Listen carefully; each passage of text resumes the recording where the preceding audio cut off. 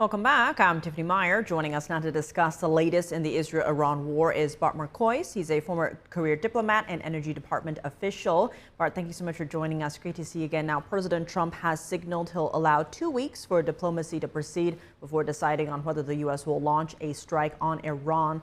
What do you see as the factors here that the president is weighing? I think the main factor can be summarized in two words: unconditional surrender. He has taught the Iranians that when he gives them a timeline, he means there is a timeline. And he has told them very clearly that what he expects from them is unconditional surrender. If they surrender unconditionally before 2 weeks are up, then they will not be attacked further. We will not get involved. We will not need to. Hmm.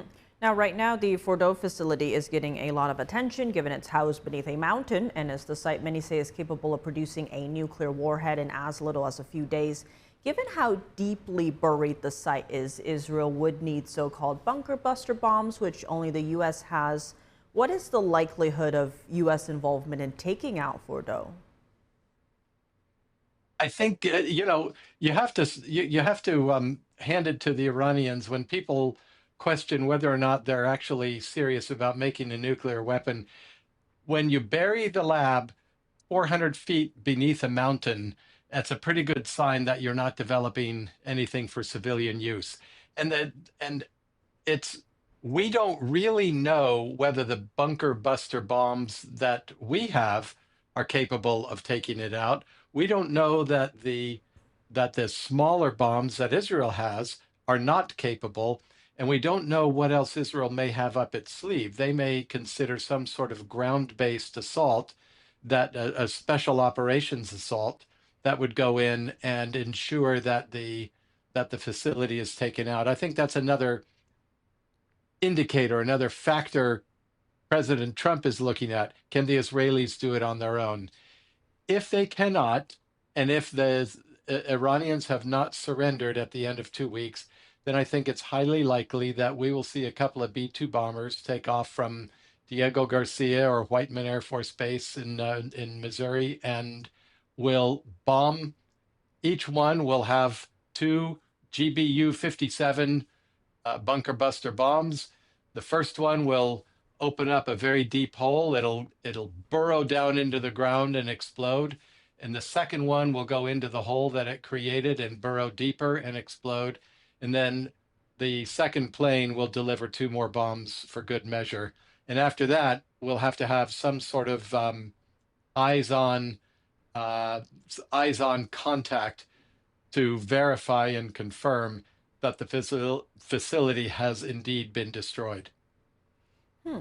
Now, in terms of response so far, we saw anti-Israel protesters take to the streets in New York, chanting "No war on Iran." What do you make of these protests and what they're trying to achieve? I think about half of those are actual protesters who are probably Palestinians or Palestinian Americans or other Arab Americans that are deeply opposed to Israel.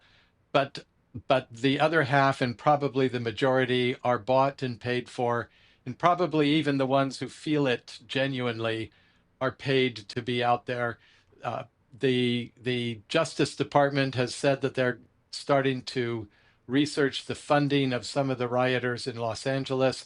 I hope they get around to researching the funding of these protesters as well, because I think a lot of that is coming from foreign sources, and it's just meant to try to separate the American people from the nation of Israel, to blind them to what was done on October 7th, and to all of the statements made by Iran and by Hamas and by so many other groups, that they would do it all over again 10,000 times as soon as they get the opportunity.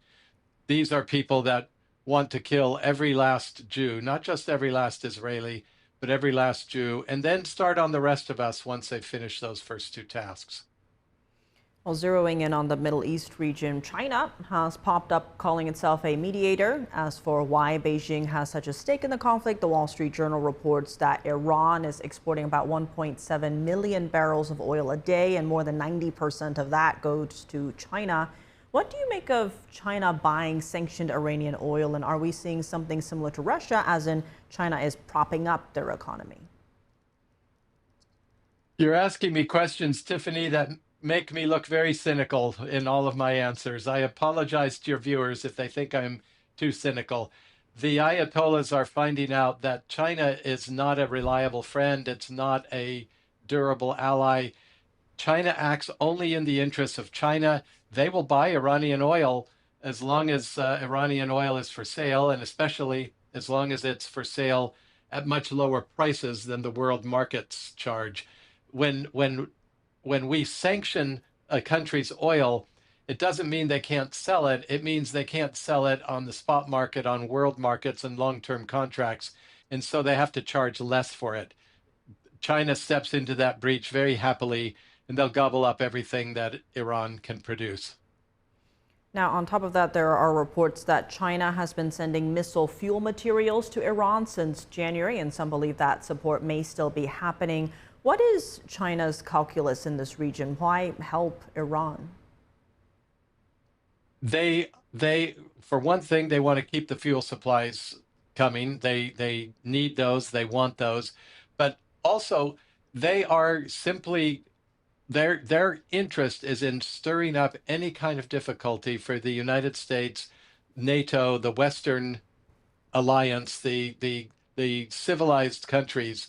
The Chinese communists will take every possible opportunity to stir up mischief and chaos in the world because it allows them to try to rescue their failing economy without being overtaken and outperformed by the Western economies. A lot at stake for sure. Bart Marcois, as always, thank you so much for joining us. It was my pleasure. Thank you.